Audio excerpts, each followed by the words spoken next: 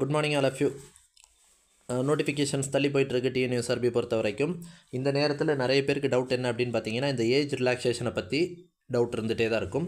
So தற்போதைய மாண்புமிகு முதலமைச்சர் திரு மு க ஸ்டாலின் அவர்கள் பதவியேற்ற உடனே செப்டம்பர் மாதத்தில் சட்டமன்ற பேரவையில் ஒரு அறிவிப்பு வெளியிட்டாங்க. அது ஜிஓவாக பாஸ் ஆனது தான் தெரியும் எல்லாருக்குமே. 13/9/2021 இந்த ஜிஓ பாஸ் ஆச்சு. இந்த ஜிஓ நம்பர் என்னென்னு பார்த்தீங்கன்னா, ஜிஓ நம்பர் 91 2021 பாஸ் ஆன ஜிஓ.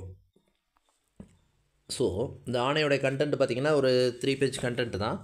இதில் என்ன சொல்லியிருப்பாங்க அப்படின்னு பார்த்தீங்கன்னா, ஃபஸ்ட் பாயிண்ட், அரசு பணிகளில் நேரடி நியமனம் மூலம் பணி நியமனம் செய்யப்படுவதற்கான வயது உச்சவரம்பு தற்போதுள்ள 30 ஆண்டுகளிலிருந்து 32 உயர்த்தப்படுகிறது. அப்பர் லிமிட்டேஷன் 30லேருந்து 32 ரைஸ் பண்ணியிருக்கிறோம்.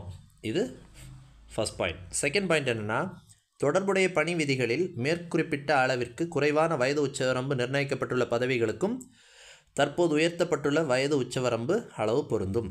அதாவது 30ல் இருக்கிறது மட்டும் 32 இல்லை சில எக்ஸாமுக்கெல்லாம் 27 தான் 25 தான் அப்பர் ஏஜ் அப்படின்னா அதுக்கும் 2 வருஷம் எக்ஸ்டென்ஷன் பொருந்தும் அப்படின்னு சொல்லியிருக்கிறாங்க. ஸோ தேர்ட் என்ன அப்படின்னு பார்த்தீங்கன்னா, மேற்குறிப்பிட்ட அளவிற்கு அதிகமாக வயது உச்சவரம்பினை கொண்டுள்ள பதவிகளை பொறுத்தவரையில் தொடர்புடைய பணி விதிகளில் நிர்ணயிக்கப்பட்டுள்ள வயது உச்சவரம்பு மேலும் 2 ஆண்டுகள் உயர்த்தப்படும். ஒருவேளை 30க்கு மேலே அப்பர் லிமிட்டேஷன் இருக்குனாலும் 2 இயர்ஸ் எக்ஸ்டென்ஷன் செல்லும் அப்படின்னு சொல்லியிருக்கிறாங்க. ஸோ 30 இருக்கிறதுல 2 இயர்ஸ் அதிகப்படுத்தி இருக்கிறோம், 30 கம்மியாக இருக்கிறதுலையும் 2 இயர்ஸ் அதிகப்படுத்தி இருக்கிறோம், 30க்கு மேலே இருக்கக்கூடியதுலேயும் 2 இயர்ஸ் அதிகப்படுத்தி இருக்கிறோம் அப்படின்னு சொல்லியிருக்கிறாங்க. முதல் 3 பாயிண்ட்டு.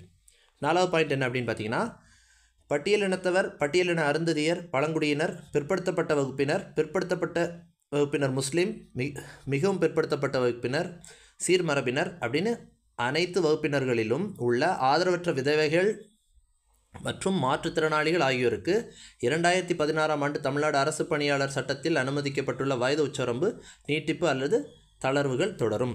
இந்த கேட்டகரிஸ்க்கு மட்டும் இப்போ நம்ம அப்பர் லிமிட்டேஷன் என்ன கொடுத்துருக்குறோமோ அதிலிருந்து இப்போ எக்ஸாம்பிள் பிசிக்கு 3 இயர்ஸ், எஸ்சிக்கு 5 இயர்ஸ் இருக்குன்னு வைங்களேன், அது அப்படியே கண்டினியூ ஆக தான் செய்யும். அப்போ 32 + 3 32 + 5 அந்த மாதிரி கண்டினியூ ஆகும் அப்படின்ற மாதிரி சொல்லியிருக்கிறாங்க. ஸோ 5வது பாயிண்ட் என்ன அப்படின்னு பார்த்தீங்கன்னா, கம்பேஷனேட் கிரவுண்ட், கருணை அடிப்படையிலான நியமனங்களுக்கு மட்டும் இந்த எக்ஸ்டென்ஷன் கிடையாது, இப்போ எப்படி இருக்கோ அதே மாதிரி தொடரும் அப்படின்னு சொல்லிட்டாங்க. ஸோ இது எங்கெங்கெல்லாம் யூஸ் ஆகும்? இந்த வயது உச்சவரம்பானது தமிழ்நாட்டில் உள்ள அனைத்து ரெக்ரூட்மெண்ட் ஏஜென்சிஸ், தமிழ்நாடு கவர்மெண்ட்டுடைய அனைத்து ரெக்ரூட்மெண்ட் ஏஜென்சிஸ்க்கும் பொருந்தும், அப்பாயின்மெண்ட் அத்தாரிட்டிஸ் பொருந்தும். இந்த நாள்லேருந்து வெளியிடப்படக்கூடிய எல்லாத்துலேயுமே இந்த ஏஜ் ரிலாக்ஸேஷன் கண்டிப்பாக இருக்கும் அப்படின்னு சொல்லியிருக்கிறாங்க. ஸோ இவ்வாணைகளின் அடிப்படையில் தொடர்புடைய பணி விதிகளில் உரிய திருத்தங்களை உடனடியாக மேற்கொள்ளுமாறு தலைமைச் செயலக அனைத்து துறைகளுக்கும் கேட்டுக்கொள்ளப்படுகின்றன. ஸோ இதுதான் நம்ம இந்த இப்போ இருக்கக்கூடிய ரூலிங் பார்ட்டி ஆட்சி கொண்டு வந்ததும் முதல் ஏஜ் ரிலாக்ஸேஷன்.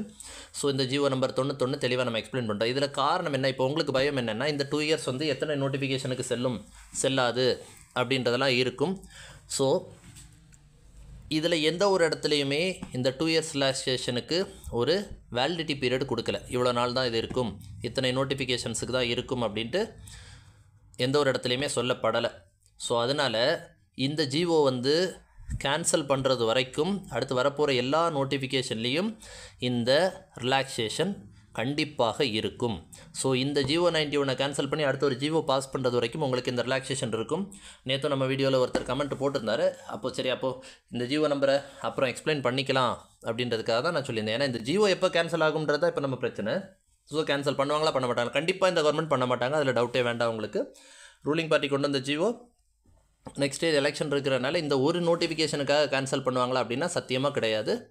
ஸோ அடுத்த எலெக்ஷனுக்கு அப்புறம் பட்ஜெட்டுக்கு அப்புறம் ஏதாவது பற்றி பார்க்கலாமே தவிர இப்போ வரப்போகிற இதில் கண்டிப்பாக ஏஜ் ரிலாக்ஸேஷன் தொடரும். இதில் எந்த ஒரு இடத்துலையுமே இதுக்கு ஒரு வரைமுறை சொல்லலை, இத்தனை வருஷத்துக்கு இத்தனை நோட்டிஃபிகேஷனுக்குன்னு எந்த ஒரு இடத்துலையுமே சொல்லலை. ஸோ கண்டிப்பாக அந்த 2 இயர்ஸ் ரிலாக்ஸேஷன் தொடரும். ஸோ ஏஜ் இருக்கிறவங்க ஏஜை கால்குலேட் பண்ணிட்டு உட்காந்து நிதானமாக படிங்க. So all the best for everyone. Thank you.